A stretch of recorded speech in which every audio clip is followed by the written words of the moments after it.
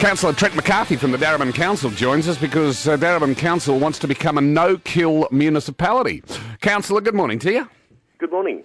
We're referring here to dogs and cats that make their way to Darebin Pound. We assume that there is a Darebin Pound?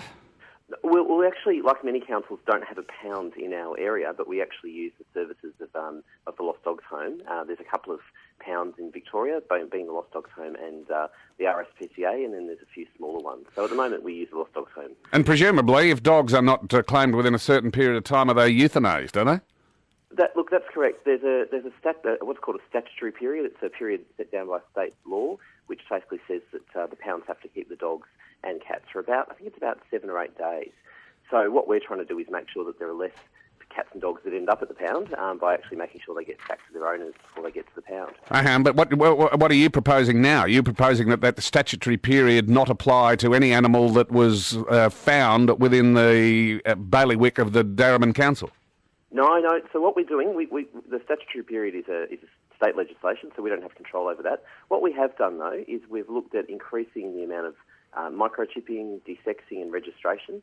And what that means is that when our rangers pick up an animal that they believe to be lost, or if there's a cat that's caught in a cat trap, instead of it getting taken to the pound, the idea is to try to make sure that we can get it back to the owner as quickly as possible. And this is all about connecting more pet owners into the actual system and reducing the number of cats that are being unnecessarily bred through. Okay, so but if these animals aren't chipped, they're for the high jump, just like the current situation. Yeah, look, apparently there's about 50% of the animals in our area and in most areas that actually aren't microchipped and registered. So we need to get those numbers up, and that's where we want to try to work with the community to actually reduce the number of animals that end up at the pound.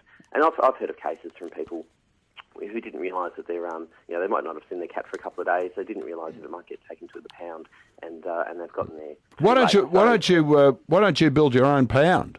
I mean, in fact, that's something that I've put on the table. It's going to take a bit of time if we go in that direction. What we've got to do initially, though, is actually try to reduce the rate of animals that actually aren't registered. Yeah, but microchipped. Well, got the point. But if you build your own pound, you're still going to be covered by the statutory requirement that after 7 or 8 days it's yibbida yibbida. Well, this is the other thing we've done as well with our new policy is basically try to build in an extra couple of days, almost like a grace period, which is beyond the statutory period. Something else that we're doing, which I think is really exciting, is that and other councils have already done this, so we're not the first, is actually using social media, so using the website, using things like Facebook and Twitter, and actually posting pictures of the animals that are lost. And what we've found from other councils like the City of Knox is that they've got a really high rate of people seeing that animal and saying, "Oh, I know whose that is." If I don't microchip my dog and I live in Darebin, what's the penalty?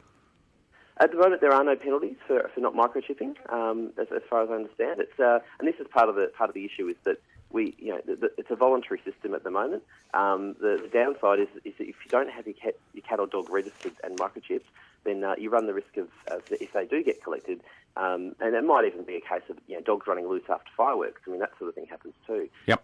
You run the risk of them ending up in the pound, and we want to make sure that less animals end up at the pound and more animals are actually returned quickly home to their owners as well. Councillor, lovely to talk with you. Thank you. Talking Melbourne.